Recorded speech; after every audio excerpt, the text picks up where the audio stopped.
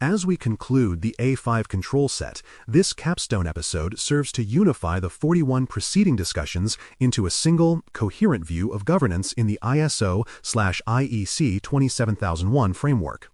Controls under A5 represent the foundation upon which every technical, operational, and cultural element of an information security management system rests. The purpose of this capstone is to demonstrate how these controls collectively define organizational structure, policies, roles, external relationships, and assurance mechanisms that keep an ISMS credible. We also explore the recurring pitfalls auditors encounter across industries and the patterns that distinguish mature governance programs from those merely seeking certification. A5 is not just another section of Annex A. It is the operational expression of Clause 5 leadership and commitment, providing the management layer that enables all other controls to function effectively. The unifying thread running through A5 is governance and accountability. Every control, from policy creation to supplier oversight, reinforces the principle that information security is not the responsibility of technology alone, but of the entire organization. Together, these controls define how decisions are made, who makes them, and how those decisions are communicated and verified. The A5 series transforms intent into action, establishing the management layer that supports technical and procedural safeguards in later domains. Culture is the hidden component. These controls shape behaviors and expectations, ensuring that people act consistently with defined responsibilities even when no one is watching. Without the cohesion that A5 provides, the ISMS becomes a disconnected set of activities rather than a living system of governance. Auditors approach A.5 as the entry point to an organization's maturity. Their first request is almost always for documented policies, control owners, and registers of responsibilities. They seek to confirm that governance is real, not theoretical. Auditors will then test whether actual practices align with assigned roles and responsibilities, asking to see logs, approvals, or records that prove adherence. They also look closely at external engagement, how the organization communicates with regulators, industry groups, and suppliers. Finally, they evaluate the trail of documentation that demonstrates continuous governance, meeting minutes, approvals, and periodic reviews. In many cases, the strength or weakness of the organization's performance under A5 determines the tone of the entire audit, because it reflects whether leadership treats security as management responsibility or simply as IT compliance. During audits, learners and practitioners can expect a consistent line of questioning that probes both structure and execution. Typical queries include: show me your current policy register and its assigned owners. How do you prove segregation of duties is enforced in practice? Or, what is your documented process for contacting regulators during a breach? Auditors might also ask, how do you demonstrate supplier compliance is monitored beyond initial due diligence? Each of these questions tests two things: whether the control exists and whether it is lived. The best prepared organizations respond not with theory but with artifacts, dashboards, logs, meeting notes, and action registers that connect people, policy, and performance. Patterns of weakness recur in organizations that treat A5 as a documentation exercise rather than an operational framework. Policies are often written once and filed away, never communicated or updated as the environment changes. Role definitions blur over time, especially when personnel turnover leaves accountability unclear. Supplier oversight is treated as a one-time onboarding checklist rather than a continuous assurance activity. Lessons identified after incidents remain siloed within security teams instead of feeding back into governance documents. These gaps create systemic fragility. What appears compliant on paper collapses under the stress of real events. The control intent of A5 is to prevent precisely this, to replace ad hoc compliance with structured, repeatable governance built on evidence and accountability. The consequences of weak A5 execution are both immediate and far-reaching. During certification audits, nonconformities are often raised when documentation and practice diverge. Contractual penalties can follow when supplier management clauses are ignored or when obligations to notify regulators are missed. Reputational harm may arise if leadership cannot demonstrate governance discipline following an incident. Perhaps most damaging, a weak A5 environment creates a cultural vacuum. Staff disengage from the ISMS, viewing it as bureaucratic rather than functional. Once that culture of ownership erodes, the entire control framework begins to weaken.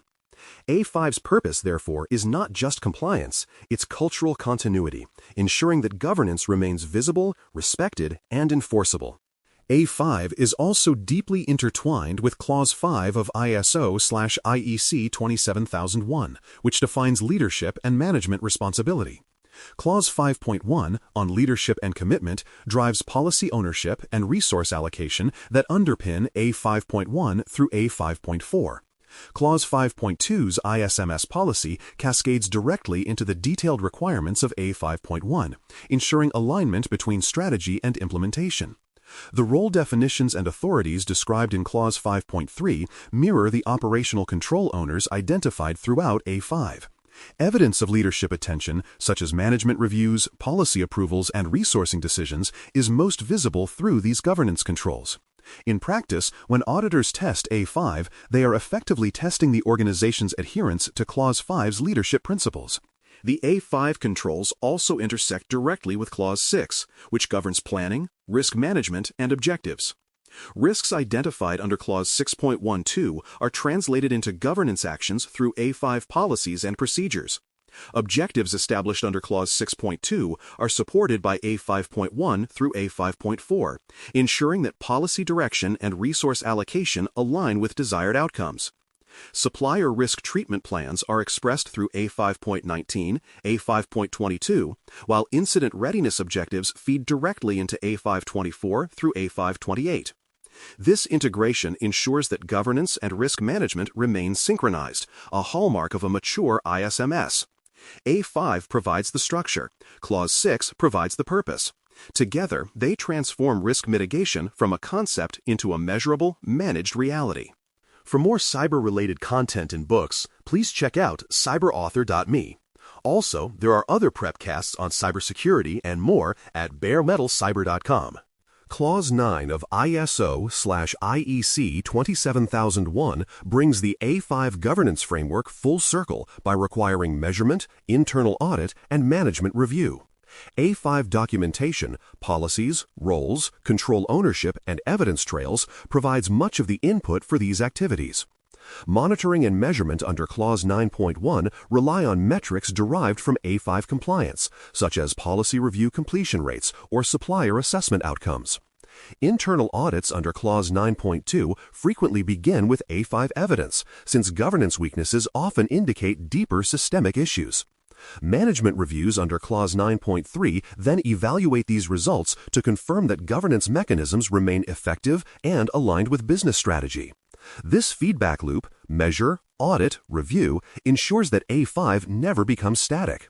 Instead, it evolves continuously as new risks emerge and leadership priorities shift, reinforcing the plan, do, check, act structure that defines ISO management systems. Real-world examples illustrate how integrated A.5 governance drives organizational success. In financial services, information security policies often map directly to regulatory audit checklists, enabling faster compliance reporting and reduced examination findings. In healthcare, supplier contracts explicitly enforce patient data protections, translating A.519 through A.522 into binding legal language. Manufacturers integrate lessons learned from incident reviews, A.527, directly into updates to their statements of applicability, turning operational experience into measurable improvement. SaaS providers rely heavily on A.523's governance for cloud usage, ensuring shared responsibility with cloud service providers stands up under customer and regulator audits. In every sector, A.5 controls operate as the connective framework between legal requirements, operational activity, and security culture. A5 also teaches a vital lesson about dependencies. Policies under A5.1 are meaningless without the defined roles and responsibilities established through A5.2 to A5.4. Supplier governance under A5.19 through A5.22 can only succeed if contractual clauses are enforced and monitored in practice. Incident management and preparedness controls under A5.24 through A5.28 depend on evidence collection, post-event learning, and documentation to remain credible. Likewise, the integrity of records, privacy, and intellectual property protections, A5.33 through A5.34, provide the compliance assurance that underpins all governance claims. The web of interdependence across A5 proves that no control stands alone. Together, they create the organizational scaffolding that supports every technical safeguard in later Annex A domains. Maturity in A5 implementation evolves in recognizable stages. In the initial stage, governance is reactive. Policies and roles exist, but documentation is fragmented. Updates are irregular, and oversight is minimal. At the intermediate stage, controls are enforced but remain siloed within departments, limiting visibility and coordination. In advanced maturity, governance becomes integrated. Processes are standardized, evidence collection automated, and leadership reviews scheduled as part of routine operations. At the mature stage, governance transcends compliance. The organization's culture itself embodies A5 principles.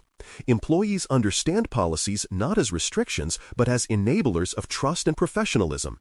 Auditors increasingly recognize this cultural alignment as the ultimate marker of a world-class ISMS. Auditors evaluating maturity look beyond the absence of findings. They assess the depth and richness of evidence. They seek signs of proactive governance, leadership participation in management reviews, visible engagement in policy approvals, and cross-functional collaboration on supplier and incident governance. They note whether controls are linked across domains, such as supplier security aligning with risk treatment, or privacy controls integrated with data management. True maturity is demonstrated not by perfect compliance, but by a visible, self-sustaining cycle of governance, measurement, and improvement. Organizations that achieve this balance earn not only certifications, but genuine trust from customers, partners, and regulators. For practitioners, the key takeaway is clear. A.5 is not about isolated checklists or administrative compliance. It defines the organizational scaffolding of the ISMS, the structure that allows all other security and privacy domains to function with integrity. Every policy, role, relationship, and review within A.5 contributes to an ecosystem of transparency, accountability, and control.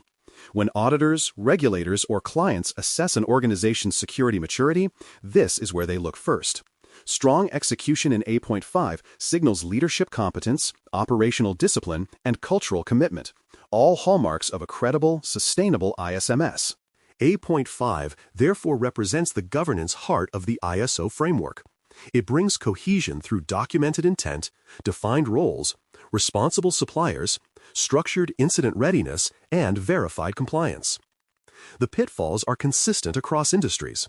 Policies written but not communicated, supplier oversight treated as one-time due diligence, and lessons from incidents left unincorporated into governance. The best organizations overcome these pitfalls through active ownership, clear documentation, and demonstrable integration. Auditors will continue to focus on evidence, ownership, and the seamless connection between policy and practice. With A.5 foundations in place, the next phase of the journey shifts focus to people and human factors, A.6, where competence, awareness, and responsibility bring the governance model to life in everyday behavior.